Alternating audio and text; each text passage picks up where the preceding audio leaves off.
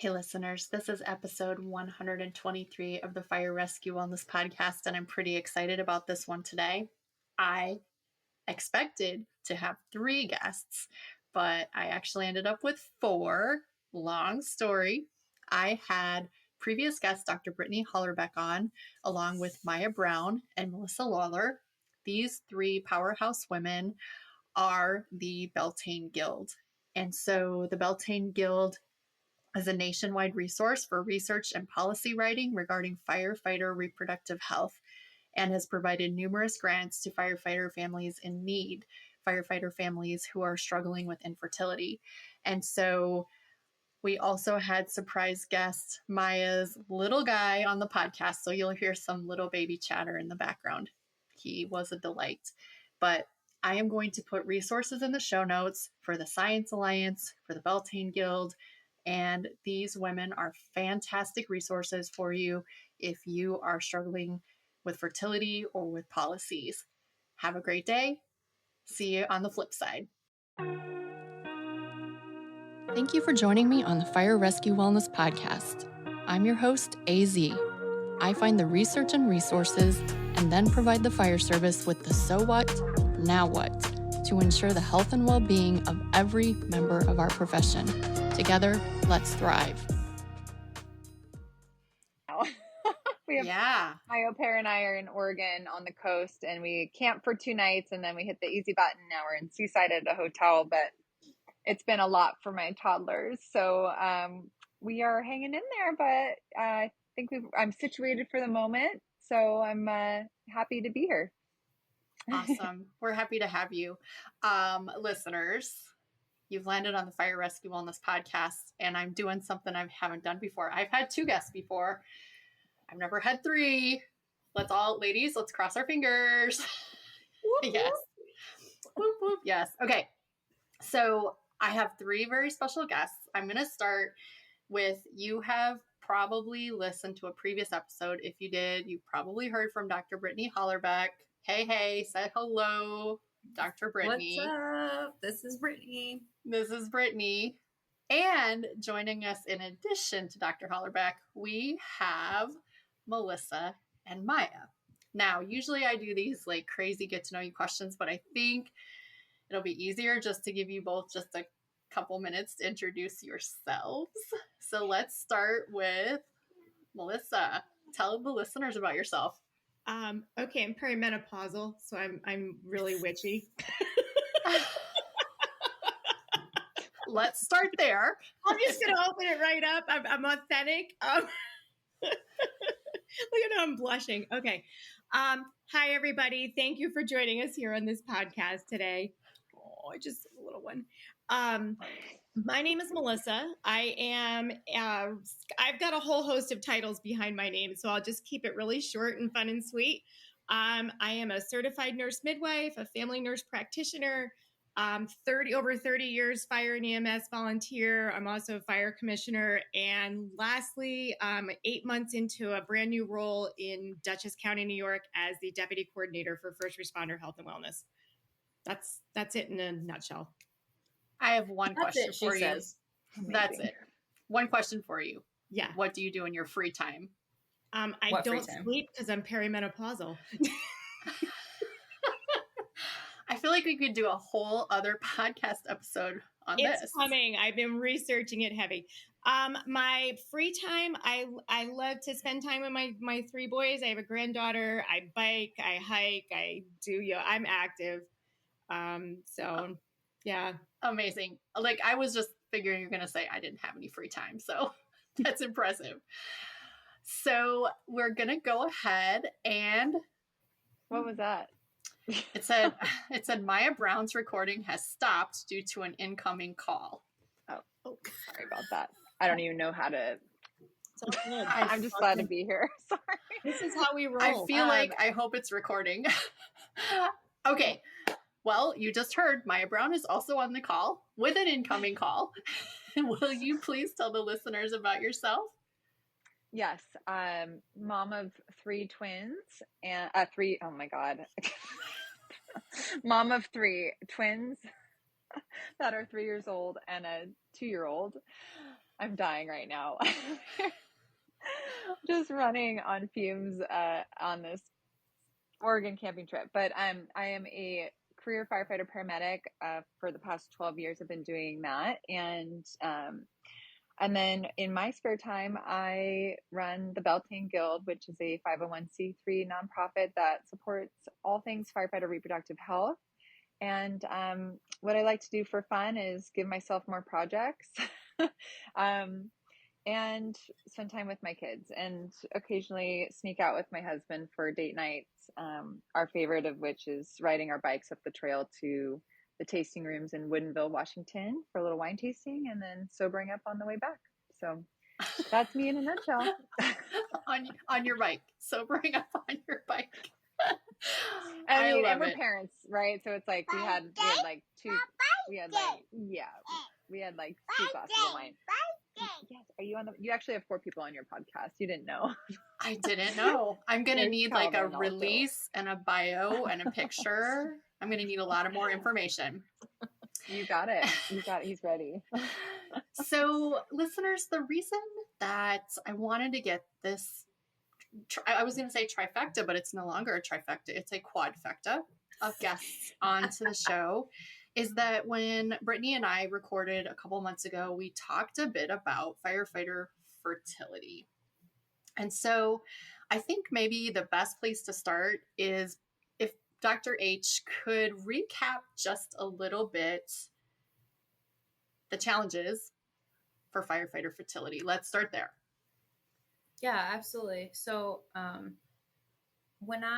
so I was a firefighter first and then went back to school, and my degree's in exercise science. When I first started researching firefighters, reproductive health was one of the furthest things from my mind. And I think if you look at the explosion of research directed at reproductive health recently, I think you can see that it was also the furthest thing from the fire service's mind, whether we're looking at women's reproductive health or men's reproductive health.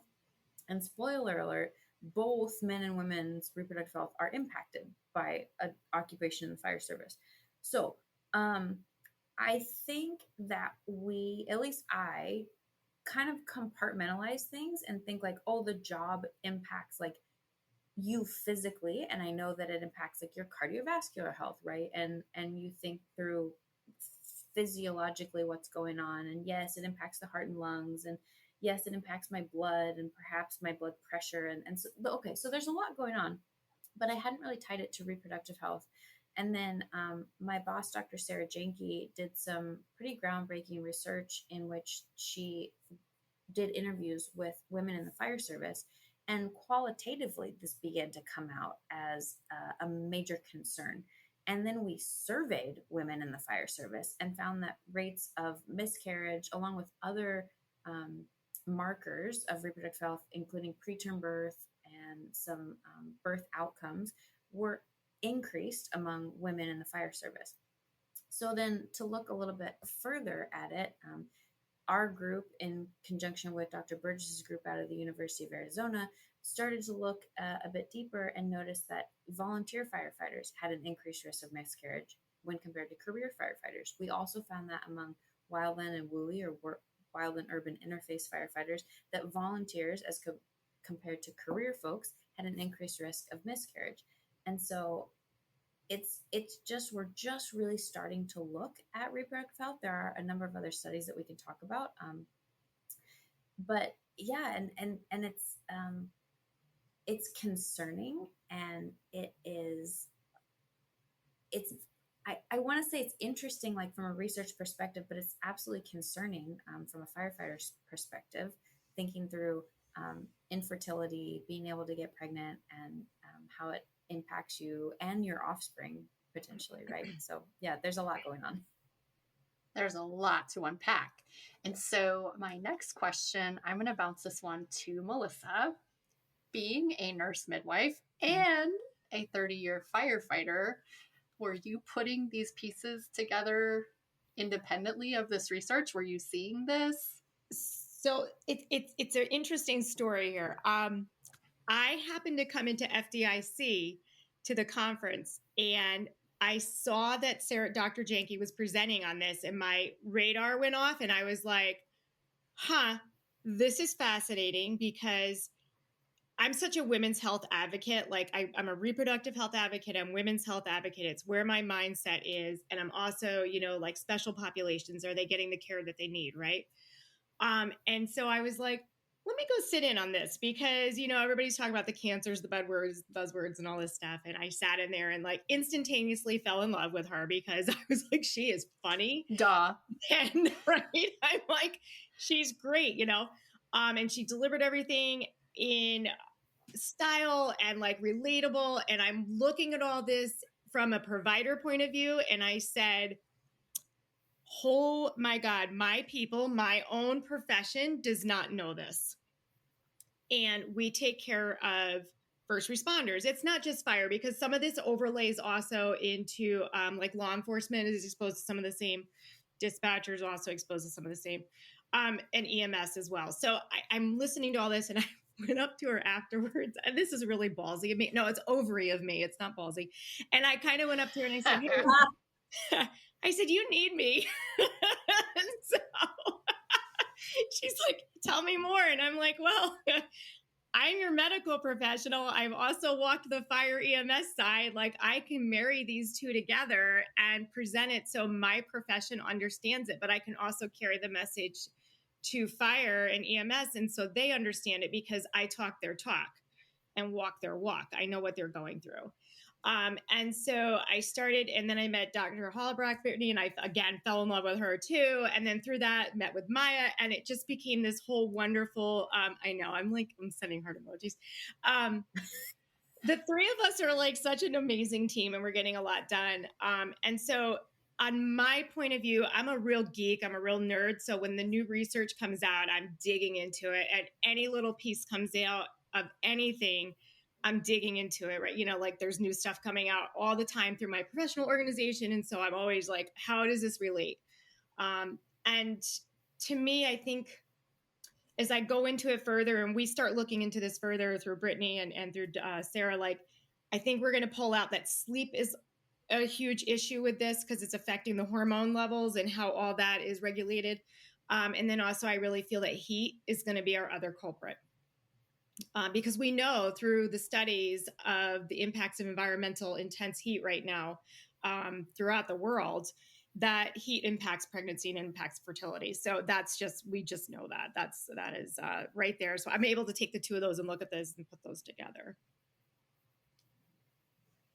Two lessons I'm hearing here. No, one lesson. If you don't ask for it, you're not going to get it. So just walk up and ask. I love that. And so, Maia, do you have a similar story of meeting Dr. Janke, or how do you fit into this wonderful, beautiful puzzle? I'm just imagining the three of us as the Powerpuff Girls and like our little superhero capes and just like taking on the world with education and awareness of reproductive health and firefighters. If I had enough time to sew us for next week, I would.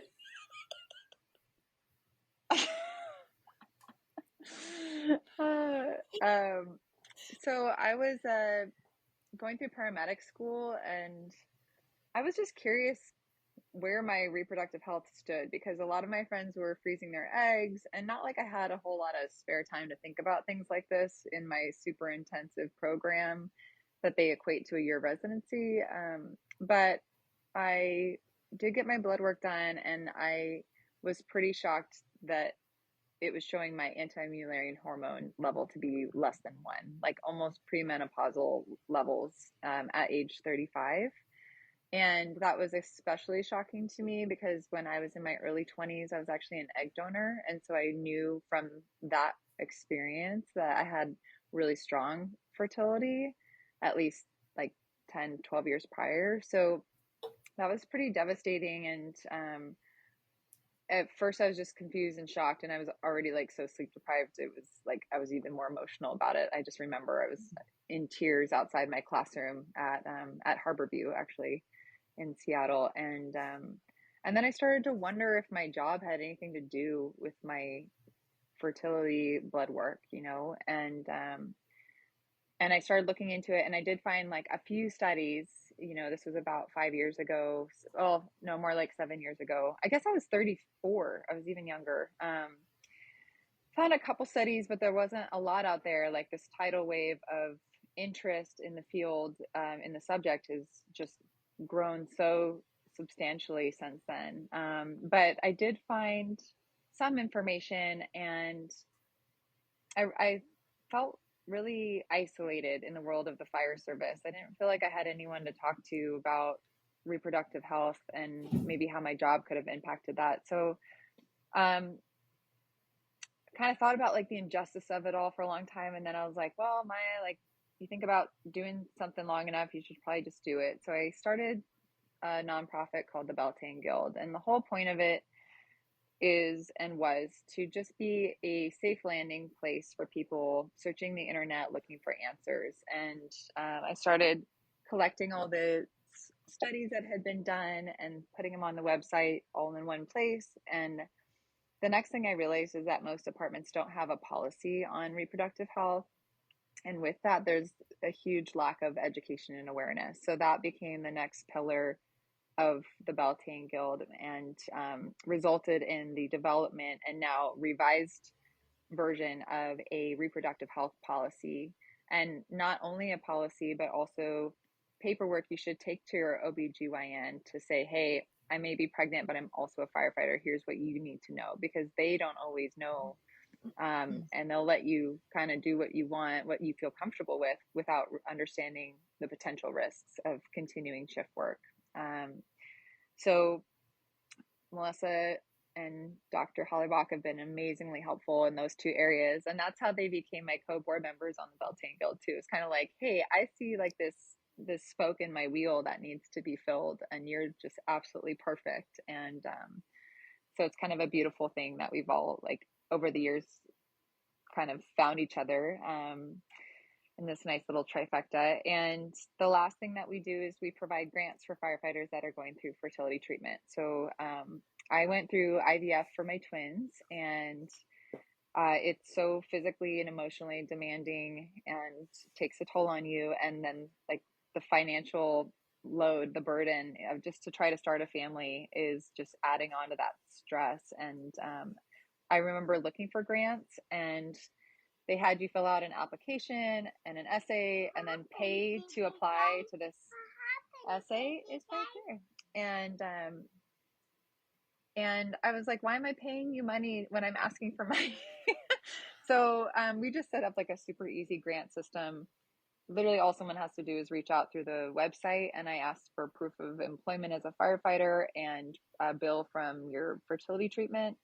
And we either mail or direct deposit a grant to you.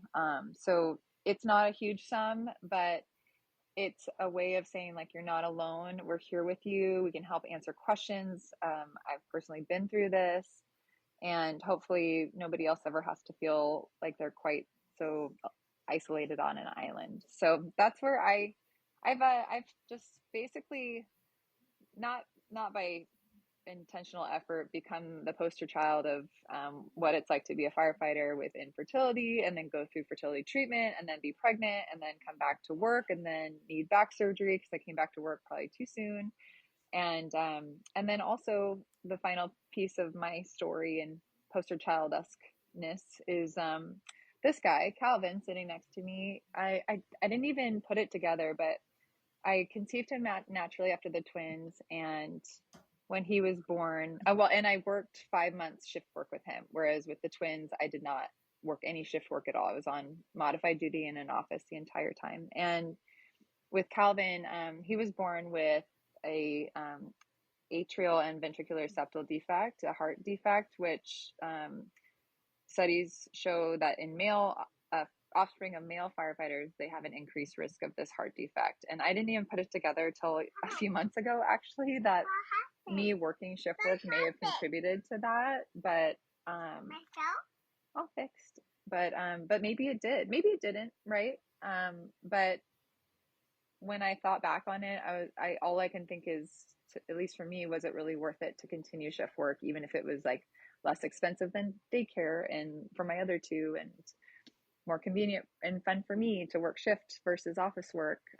Was it worth it for him to have this heart defect where he might have to have heart surgery later on? So all the things, right? Like every step of the way, I've learned so much, and I just want to be here to share what I've gone through, and also just be able to listen to what others are going through. So it's great to be a part of this initiative, and that's my part in this. I think these are such beautiful puzzle pieces. First, a clarification. Listeners, all four of us are actually going to be together at the Women in Fire conference.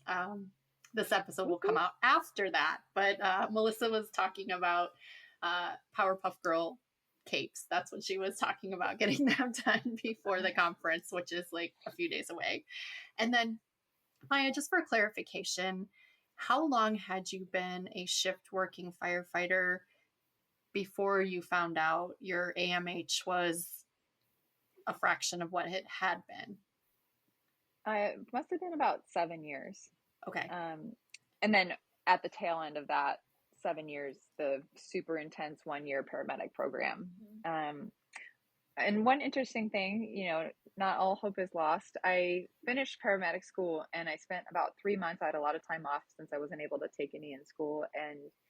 And I just focused all 100% on my health. And I went to acupuncture, massage, and a therapist, and worked out and traveled and just tried to really repair my body and my mind after a tough year. And I did actually see an increase of my anti-Mullerian hormone up to like 1.2, if I recall correctly, maybe 1.4. So, you know, not that the AMH is the be all end all, but I was able to improve my own with intentional effort and more sleep.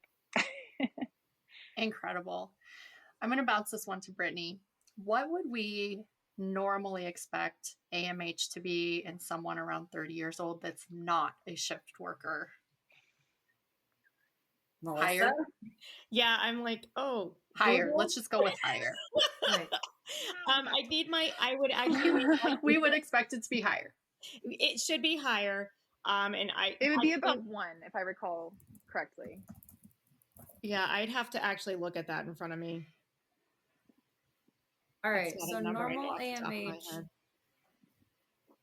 Normal AMH for someone in their low 30s, so 30 to 34, is between nearly 7, so 6.8 and 47, measured in nanograms per milliliter. Mm-hmm. So Maia's was extraordinarily low for someone her age. If you like clinically, I think they say that. Okay, so 30 to 34, that's such a huge range. Like I want to point out, because 6.8 is still considered normal, and so is 47.8. But those are like a big range of the extreme.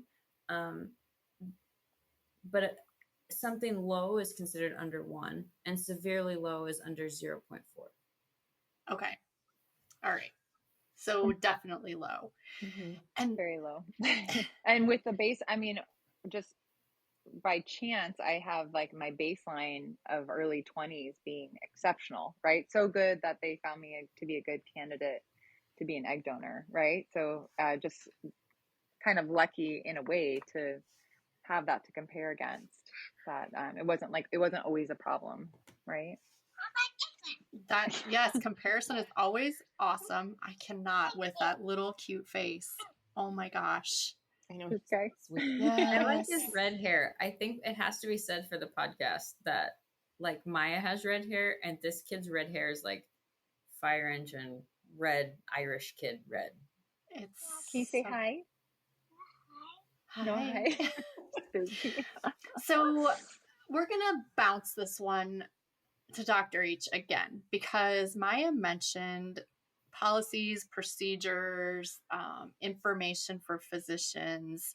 And I think it is very, very, very small percentage of departments that have any policies and procedures.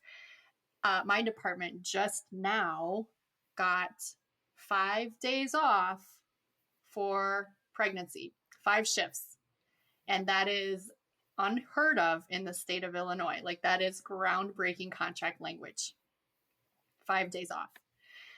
Otherwise, it's FMLA, it's vacation, it's shift trade. So one of my coworkers just had a baby in July, and she did shift trades, front-loaded shift trades, in order to get time off from end of April till July.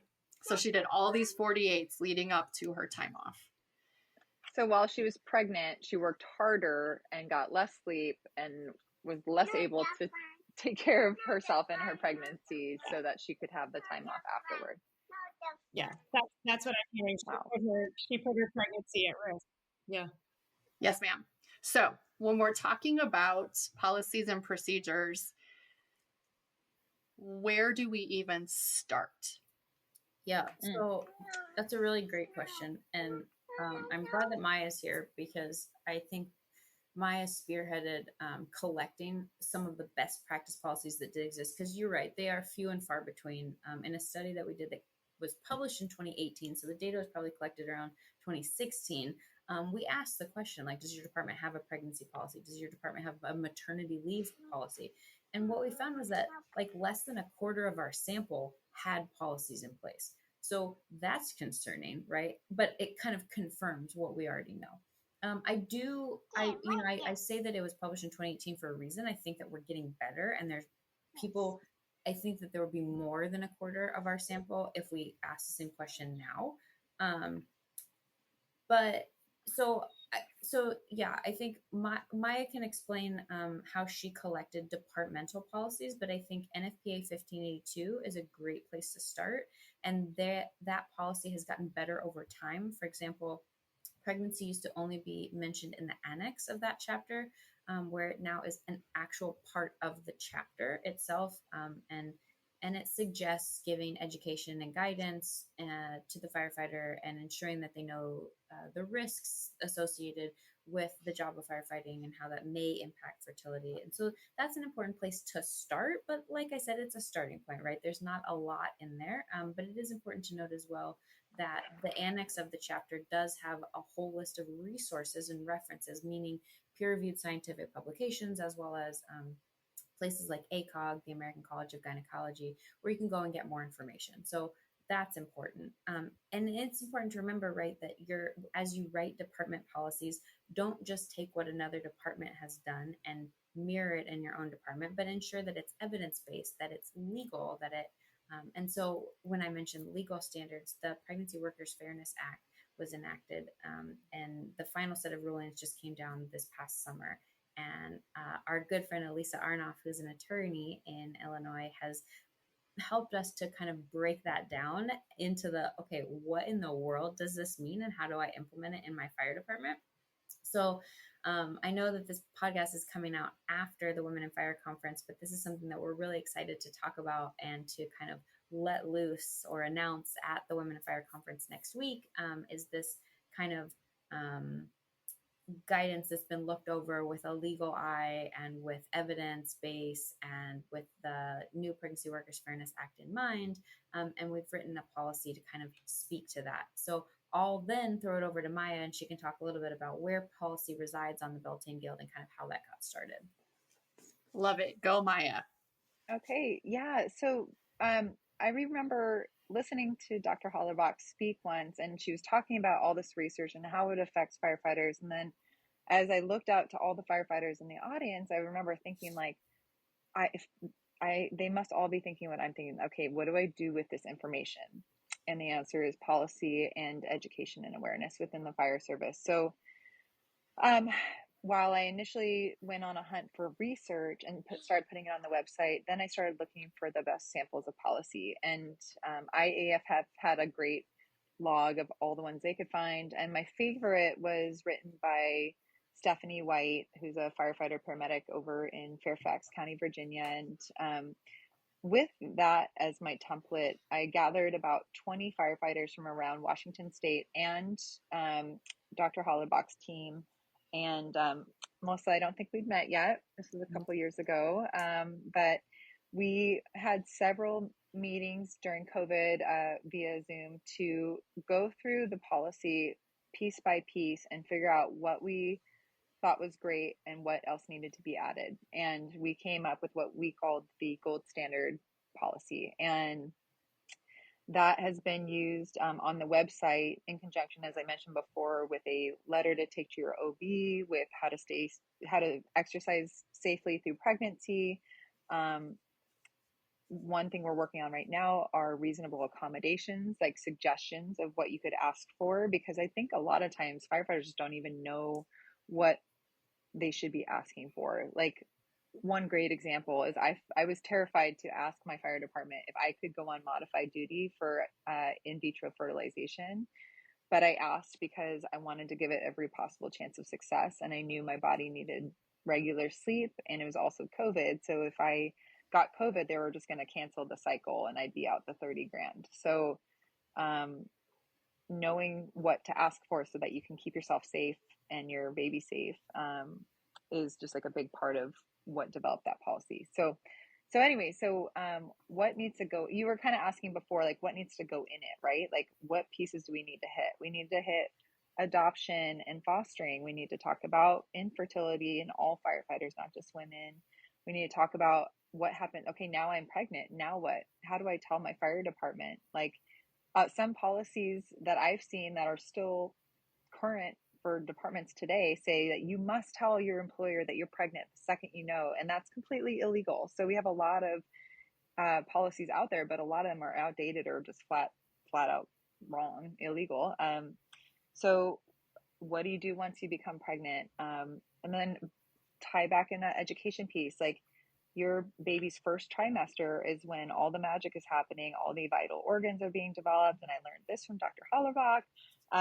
But every person should make the decision best for them about whether or not to continue shift work. But I think every person at least needs they need to know that. They need to know how their job affects their pregnancy and themselves, and they need to know what's happening in that first trimester.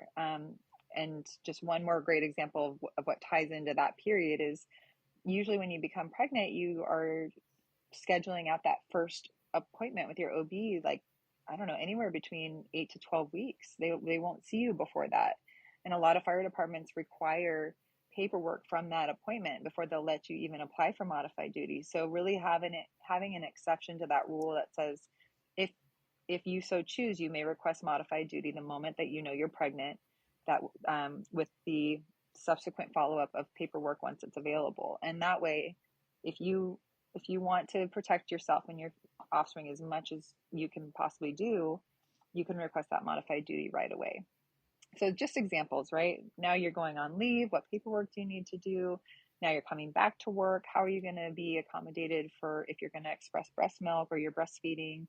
A lot of fire departments don't understand like what, and again, this comes back to like what accommodations should I be asking for? A lot of great ideas I saw through my own pregnancy and my coworker's pregnancy were a delayed response. So if you're expressing breast milk, you're pumping at work, then you can request that you're only going on fires and cardiac arrests during the time that you're pumping.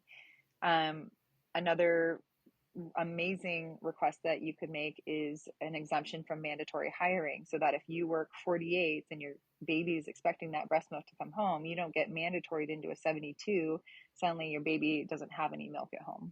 And gosh, with the formula shortages this past couple of years, this is not a small thing. All of these things seem like simple asks, but can have huge counter effects if they're not provided. So anyways, that is a lot of examples, but that is what the policy is and what it entails. And I think having it written down is also really important to help firefighters avoid bias and discrimination in the workplace. If it's written in as a policy, it sounds less like a pregnant firefighter is asking for special favors, and they're less likely, I think, to get that backlash from their coworkers, which is rare, but still happens. And I've heard enough stories to where I don't wish it on anyone. So you made me think of things that I never would have thought of. So that's amazing. And so I want to bounce it to Melissa because Melissa has a decade more experience in the fire service than even I have. And can you talk a little bit about the evolution that you've seen since you started and maybe what you've observed in departments now in your area? Has there been some good progress?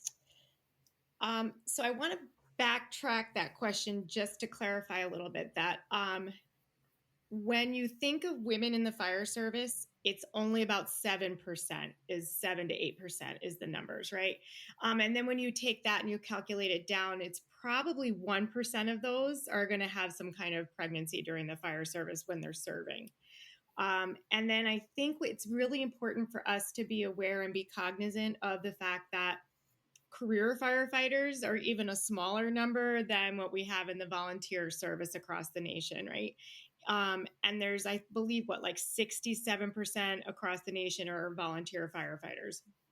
That's pretty high. Yeah, so it's really high, and I think that it's really important that when we're talking about this, we're very inclusive of a volunteer firefighter because their role in the fire service it's different. And I can say that because I've seen both sides.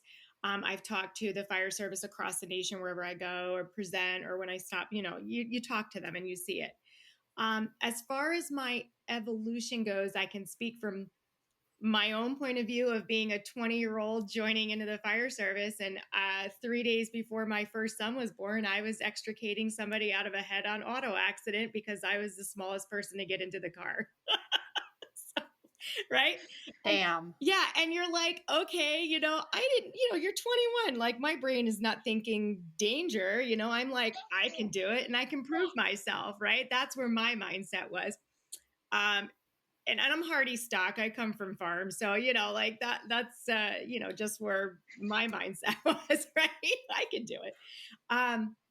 Then, flash forward to the second baby. And I remember being at a structure fire 4 months pregnant and like at the door and there's smoke billowing all over and I'm bringing tools up. And I went, probably shouldn't be doing this. Right. Like, and then the third, I wasn't even really doing anything with him. So, but it's just, I think when I look at it from the perspective of over the last 30 years, there's momentum and change definitely around this in the last few years.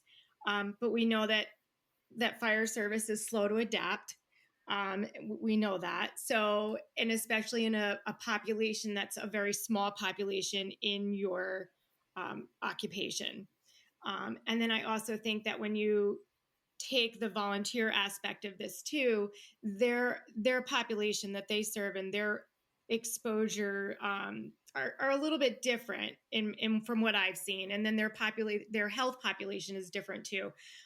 When I look at the research and pull it apart, I think that their chronic disease levels are probably higher. Their obesity levels are higher. I know in New York State, our firefighter obesity level for volunteers is like 70%. So when you pull that out, that's a lot of inflammation in somebody's body. But, again, the geeky stuff and how we treat it. But from a midwife point of view and a provider point of view, it's extremely important when your firefighter or EMS patient comes in and you're doing shared decision making that you are educating what their exposure is going to be during, like as soon as they get pregnant. The first trimester is critical for organ formation, critical. And these are your heat exposures. And this is, at 38 degrees Celsius, this is when orgogenesis can become there can be effects to producing a defect, right? So, and when you go into a structure fire, you're 101, 102 degrees coming out, right? So these are all things that I can provide information on and she can provide it back. And it's shared decision making because it's not anybody else's choice but hers and her provider about when she comes off the line. That's a term that I am unfamiliar with, but I really like shared decision making because I think so many people I can't remember. It was a study or a survey done a long time ago, and they asked only a couple questions, but one of the question was, who is responsible for your health? And like this huge population, this huge percentage of people put, my doctor is. Whereas I'm like on the other end, I'm responsible for my health, but you're right. It's shared decision making. It's shared. So smart. May I add something to what Of Melissa course. said? I love the story of extricating and then like being in front of the billowing door of smoke, because this is a common thread that I hear over and over, and it includes my own story with Calvin. I was going on a patient that was probably going to need some ketamine and was combative, and I was just like, why am I here? This is not good. I'm pregnant. I'm 5 months pregnant. I don't need to be putting myself or my fetus in danger right now. And that was the day I decided to go on modified duty. And I hear this story from firefighters around the country all the time. I was on a roof cutting a hole at 6 months pregnant and thought I shouldn't be here. Yeah. And I was, I was doing a water rescue and I was 8 months pregnant. It's like, okay, like I'm starting to see a trend here. And I've not by choice, but have become the poster child. I'm willing to put myself out there and be like, hey, make better decisions than I did. Or, some departments have done some really cool things too, where like you're still on shift work, but you're not doing fire suppression. So some people have already been much smarter in finding ways to kind of restrict their level of exposure and or risk. So on shift work. But I just wanted to add that in because I think a lot of those stories exist, and maybe we can spread the word so people can learn from our experiences versus going through it themselves. Well, and I think that's such a good point because oftentimes it's not just putting it in policy, like rigid policy, but it's working with your department so that you have that conversation, hopefully before your department has a female who's pregnant and you're like, what do we do? But like, start working through the possibilities of what does it look like if we take someone off of regular shifts and put them on like 9 to 5s, or if they're doing regular shift work but they're not doing fire suppression, and if they're still in the station, like what calls are they running and how do you restructure your department, right? But like start having those conversations before you have to have them. Yeah, it's always best. That's always best. I thought of something and I don't know who the question should bounce to. So this is just going to be chaos. Do you think that part of the challenge is there's so few of us, we work so hard to be accepted, we work harder to do the job, and we're so unwilling to seem, finger quotes, weak and ask for an accommodation? Do you think that that's a big part of it?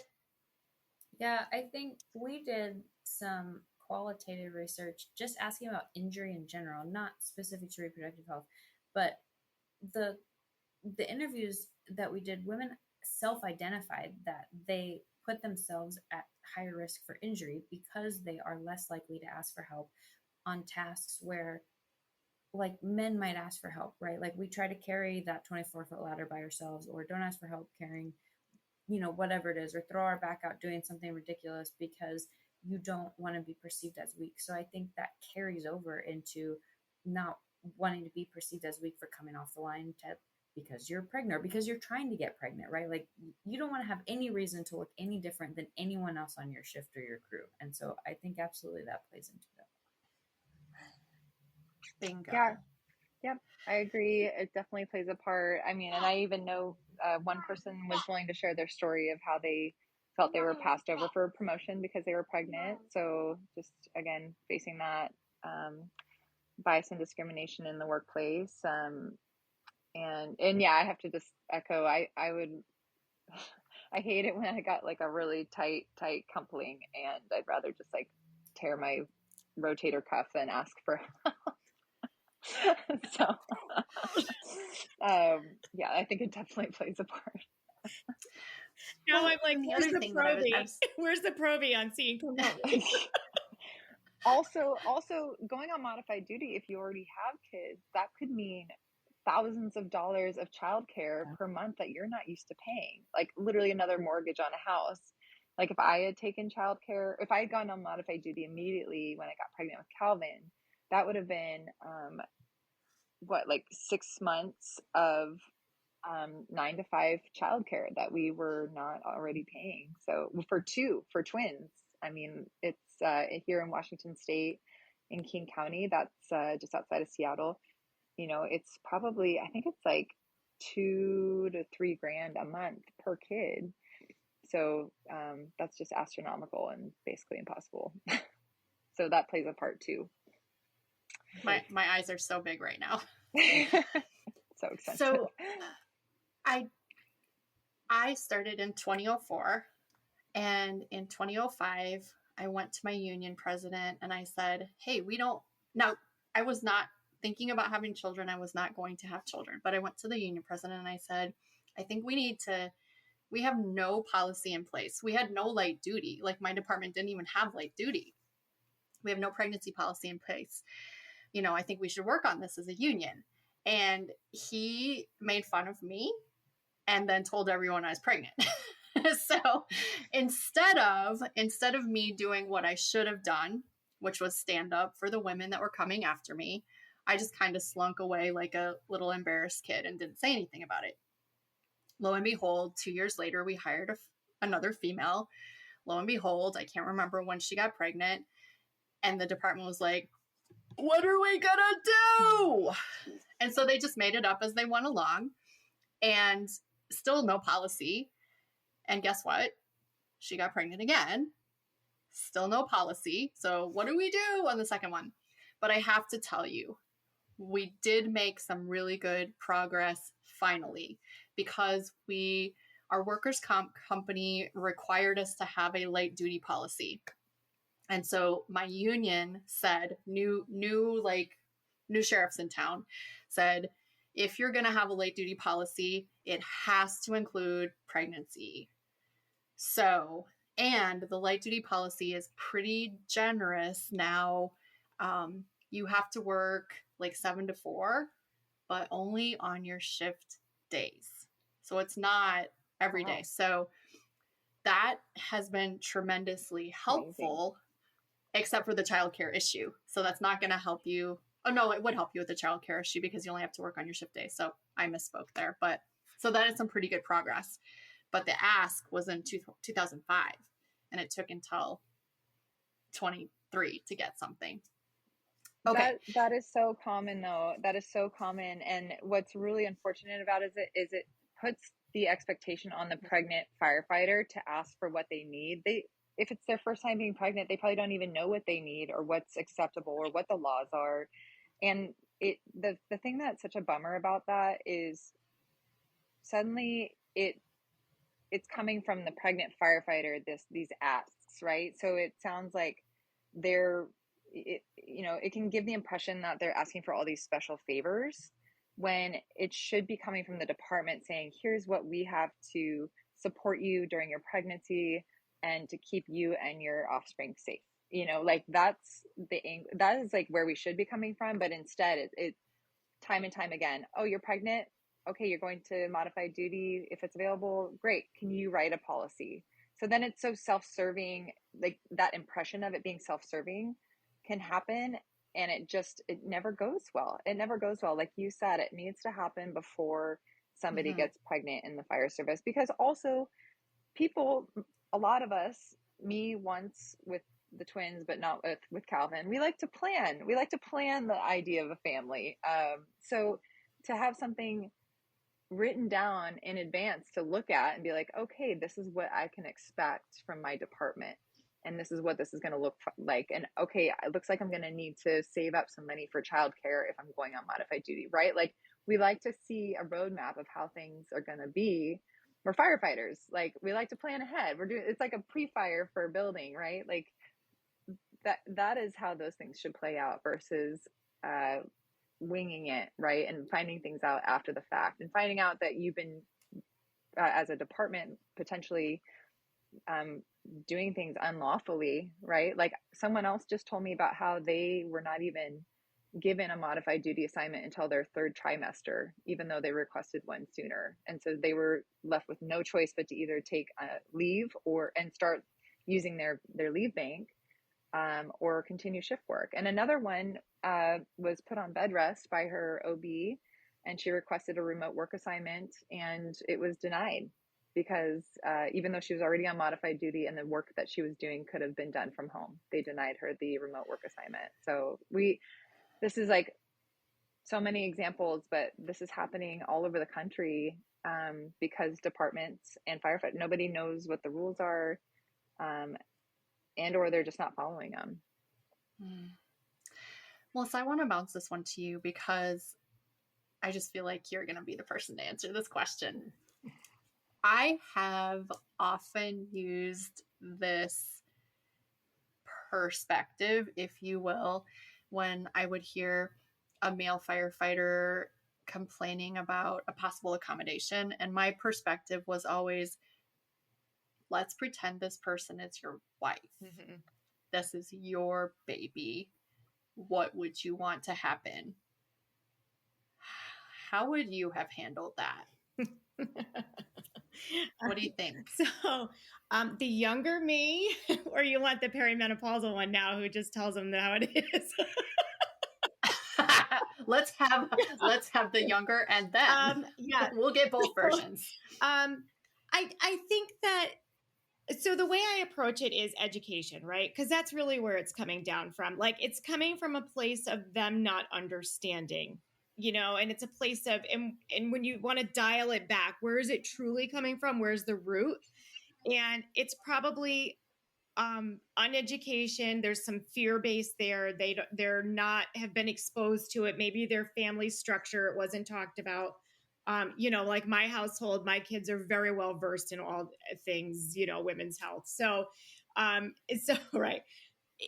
So for them, there's probably that aspect. And so when I look at it from that point of view and I approach it from an education point of view, I get further. Because when you approach things in the fire service from a defensive standpoint, everybody's hackles go up and you can't get anywhere from that. And so some of it is like, some of my favorite words are like, I take a pause, right? Tell me more what you think. Or can I have a deeper conversation with you? Yeah, tell me more. I use that a lot. Are you open to hearing more? Right? Because it removes some of that. Or I've been using another one too, like I'm inviting you in to listen to a different perspective. Ooh. Right. I like that a lot. Right. So these are things that I'm using now. But I can tell you the younger me was just like, I'm working twice as hard, 3 times as hard to make myself improve my point. Right. Because and I still do as a woman. I mean, it's just ingrained. We do that, especially in a male dominated field. We work harder. But that's where I'm approaching it from now. And then, sometimes I'll make a joke, like, well, what do you want her uterus to fall out when she's lifting that in a postpartum state? Like, you can see the look to their face. You said uterus. Oh my God. Do not talk about uterus. Right. Exactly. But it's fun. We sit down, like I've been invited to firehouses and, we sit at the table talk. Most of the conversation really happens at the table, right? We know that. The younger kids, they ask some really awesome questions. This generation coming in now they're amazing. They really are like an amazing group of kids that want to know. And so they ask good questions. Yeah. It's, I find that it's more the Gen X, the boomers that are remaining, right? That where you're starting to feel some of that disassociation with it, so.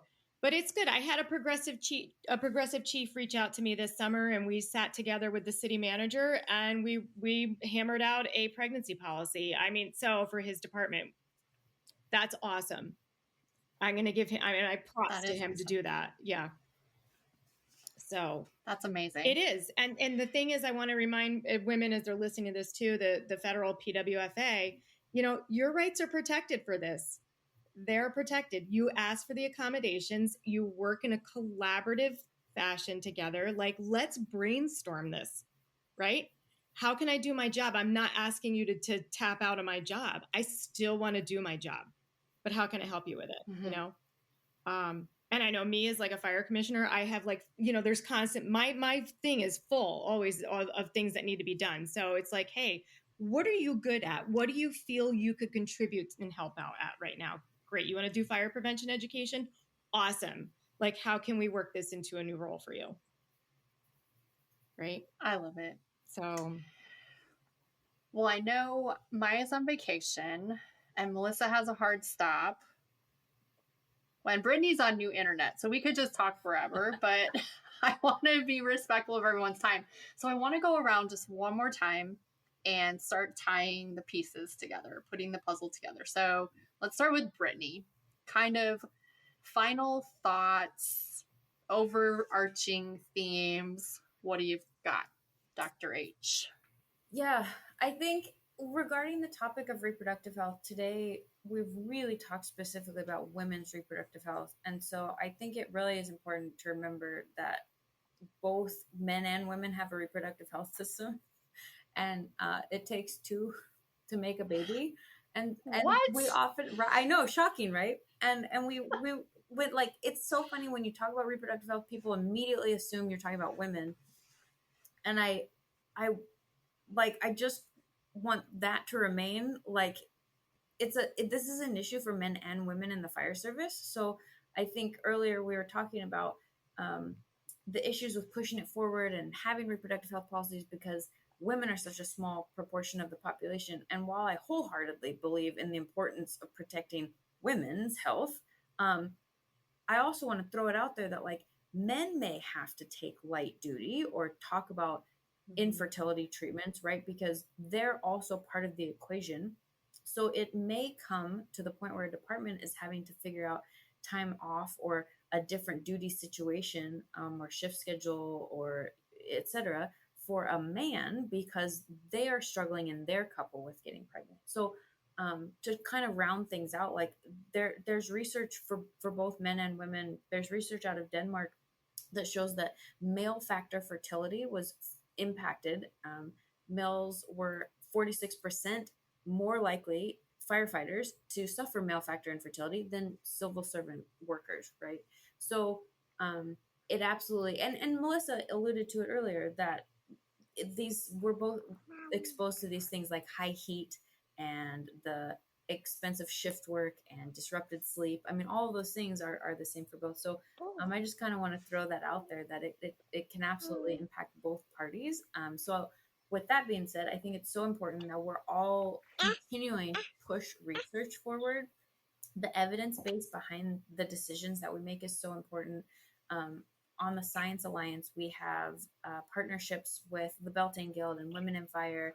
And so I think it's so important to get involved in those opportunities, know what resources exist, go to the Science Alliance and see the different infographics that we have. Print them out for your firehouse or for women or men in your fire department, for yourself. There's guides that you can take to talk with your primary care physician or with your OBGYN to help guide some of those conversations, because sometimes it's hard to arm yourself with all the information. Maia mentioned earlier, sometimes you don't even know what questions to ask. So go and seek out these resources, and that might help you down the right path of like, okay, what information do I even need, and where do I start, and what questions do I ask? So at least that's kind of a good starting point. And for fire departments as well, the fire chief may not know, where do I start with this conversation? Like, right, print off some of these guides, start with education, start with the research, start with NFPA 1582, and go from there, right? And kind of expand and begin asking questions. Start with what you don't know, and then just work from there. So that's kind of my thing. I feel like that was such a good summary, and I will put the link for Science Alliance in the show notes again, because Sarah's kind of bad about promoting it. She even admitted it on LinkedIn. She's like, I'm really bad about promoting this, so I will. All right, let's go next to Melissa. Okay. Final parting thoughts from the parting practitioner. Thoughts. Yeah, Science Alliance, 100%. They've got great infographics on everything. It's awesome. For not just reproductive health, but like health in general for firefighters. It's fantastic. I'm coming in from a point of view of empowerment, advocacy, and it's not just for women's health, like Brittany said, it's also men's health too. We talk a lot about testicles in my house, and so I'm like, I would like more grandchildren, thank you. So let's keep them clean, boys. Let's make sure we're wiping after those fires, showering. Okay, and so. Yeah, we do, literally. So when I think about it, my sons are third generation firefighters. And so their first career, the other two generations have been volunteers. So for me, my aspect that I look at it, and I like to frame it as, it's a legacy. And I think most people that are in first responders, law enforcement, fire, EMS, it's a legacy. It's what they know. It's what they've grown up in. And I want them healthy. I want healthy families. I want healthy beings so that legacy can continue on and that they get to live to see it. And if their career, I want them to be able to live and enjoy that very well-earned pension that they're coming out with, right? And if they're a volunteer, I want them to live to be able to, I had a grandfather last week who drove an engine with his grandson in the truck. And let me tell you, he was prouder than a peacock. And that to me is what it's about, right? And so the legacy of it. And how do we do that? By empowering with evidence-based medicine practice. And that's what I'm doing, what we're doing. Melissa, you know what we don't talk a lot about? And by we, I mean me. You know what I don't talk a lot about in my house? Testicles. Never comes up in my house. I got 3 boys. In the when you have like the link for this episode, or like you describe this episode, can you have a count of like the number of, what do we call these, medical words? Like the number of times we said testicles. I think we said uterus. What else have we said? Like there needs to be like a count of, in this episode you'll find this many records. I can say some more real quick if you want to up the count. All right. Sorry, I got off kilter. Maia, we'll let you swing and hit the home run. What would you like to leave the listeners with? Oh, no pressure. I am just very happy to be here and happy to share my personal experience. I hope it helps someone else out there. I'm always available. If you submit any kind of form through the website, thebeltaneguild.org, I'm the one who gets it and I'm the one who responds. And I am just always happy to help either individuals. I've had union presidents reach out to me. I've had fire department chiefs reach out to me, and I'm just here to help and share my personal experience. I don't know it all. I have these 2 amazing women to be my co-pilots and the rest of my powder puff team. I'm not sure, actually. I think it's Powerpuff.